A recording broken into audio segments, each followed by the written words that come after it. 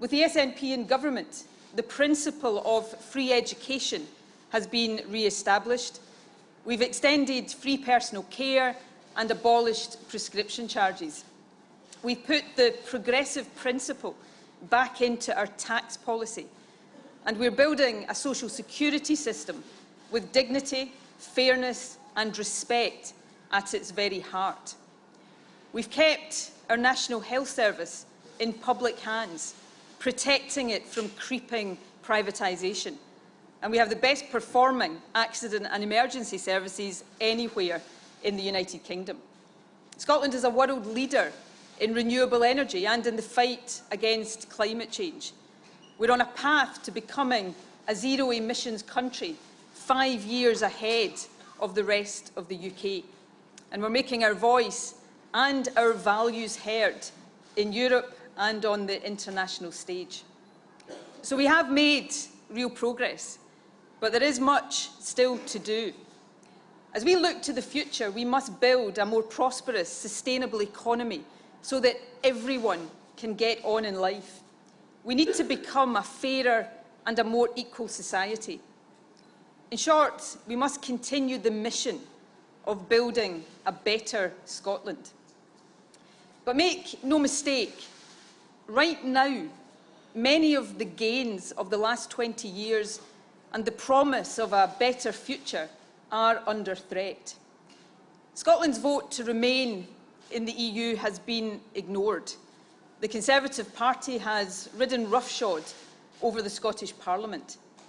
For the very first time, the UK government has chosen to legislate on devolved matters without the consent of the Holyrood Parliament. With so-called moderate Conservatives in full retreat and the hardline Brexit ultras on the march, that is surely only a taste of what is to come. The Tories' #1 pledge at this election is to take Scotland out of the EU against our will. Now, I doubt that there is anyone in Scotland who is not heartily sick of the Brexit nightmare. But the Boris Johnson deal does not get Brexit done.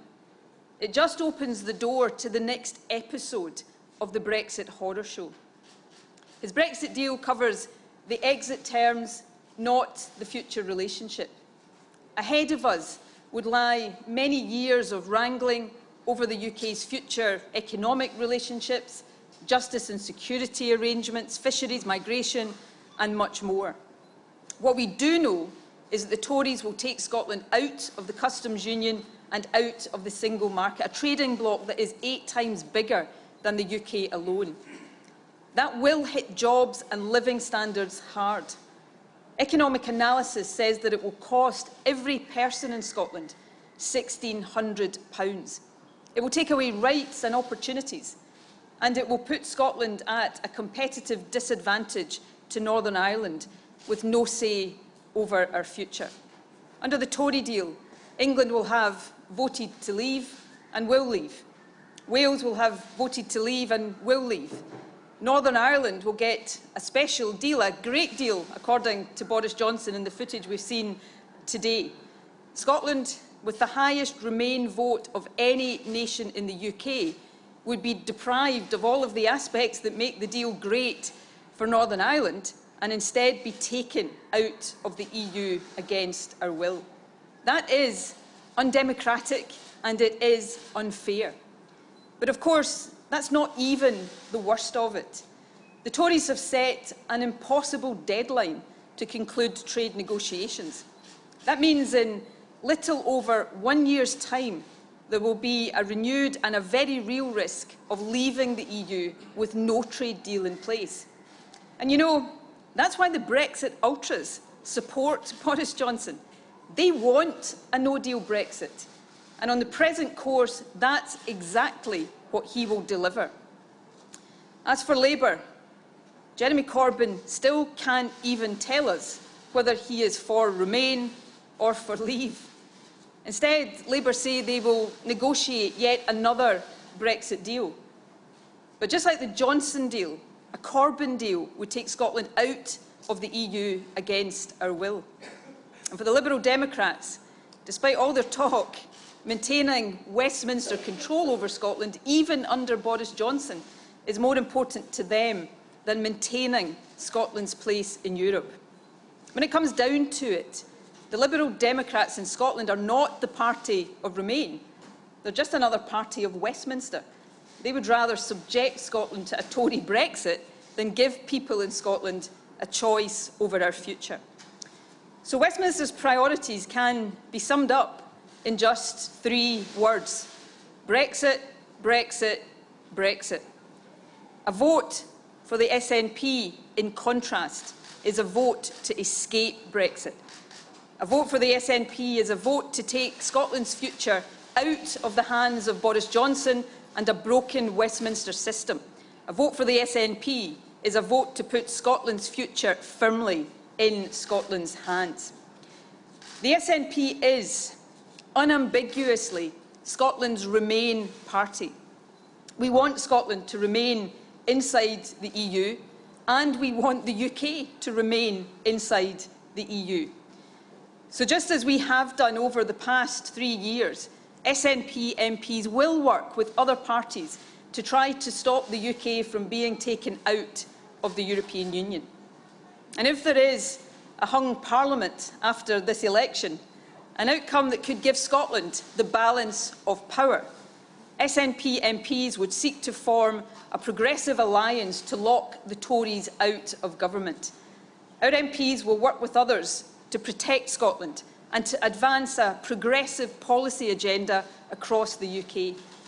In particular, we will fight tooth and nail any attempt to expose the National Health Service to a post-Brexit trade deal with Donald Trump. That is why, after this election, SNP MPs will bring forward a new law, an NHS protection bill, to explicitly protect the NHS in all 4 countries of the UK from being a bargaining chip in future trade deals. That bill would prevent private companies from taking legal action through investment protection or investor-state dispute resolution mechanisms. It would ensure that confidential discounts for expensive medicines would not be at risk, and it would stipulate that before any trade deal could come into force, the Scottish Parliament and the other devolved legislatures would need to give their explicit consent. No new deal could be ratified unless the Scottish Parliament, National Assembly for Wales and Northern Ireland Assembly had agreed that the deal did not adversely impact their respective health services. That is a concrete example of how the SNP will use our influence at Westminster, and any party that wants our support will need to match us. And over this campaign, the SNP will set out other priorities for our MPs in the next Parliament, not just for Scotland, but for the benefit of the UK as a whole. We will demand a real end to austerity, with new investment to support public services and create opportunities for our young people, and an end to billion-pound bungs to the DUP at the expense of Scotland and other parts of the UK. Powers over migration, so that we can grow our population, not see it decline as a result of a hostile environment policy that harms our society and our economy. The immediate devolution of drug laws to allow us to better tackle the public health emergency that we face. Powers over employment law, so that we can protect workers' rights and increase the living wage. Real action on climate change, demanding that the UK goes further and faster and matches the scale of Scotland's world-leading ambitions. An end to the 2-child cap, the abhorrent rate clause, and an end to the iniquity of universal credit, which is pushing so many families into poverty. No more nuclear weapons on the Clyde, and the right of the people of Scotland to choose our own future. The SNP will always stand up for Scotland at Westminster, and we will always stand up for the progressive values that so many across the UK cherish. But after these last 3 years, it is impossible to escape the conclusion that for Scotland, Westminster is utterly broken. It is taking Scotland down the wrong path, and it is doing so against our will. Our place in Europe, the future of our NHS, the kind of country and society that we want to be, should not be for Westminster to decide. And it should certainly not be for a Tory government with no mandate in Scotland to impose upon us. At this election, therefore, there is a fundamental question at stake for Scotland. Who will decide our future? Will it be Boris Johnson, or will it be the people of Scotland? My intention is that the people of Scotland will decide Scotland's future in an independence referendum next year. The SNP, of course, already has a cast-iron mandate for an independence referendum based on our explicit manifesto pledge for the 2016 Holyrood election. So if the SNP wins this election in Scotland, the question should not be to me or to the SNP, what will you do if Westminster refuses? The question must be to Boris Johnson and to Westminster. What gives you the right to block the democratic wishes of the people of Scotland? That is an undemocratic, untenable and ultimately unsustainable position. There can be, there will be, no Westminster veto over Scotland's right to choose our own future and build the kind of country we want to be. The fact is, Scotland is one of the world's wealthiest countries. We have talent and resources in abundance. Nations of our size, many of them with many fewer advantages than Scotland, many of them top the league for national income per head, well-being and happiness. With our world-class universities, cutting-edge industries, vast green energy potential, and one of the world's most highly skilled populations, we should be entering a golden era for Scotland. With independence, our country will thrive. And at this election, we have a precious opportunity to secure the right to choose that better future.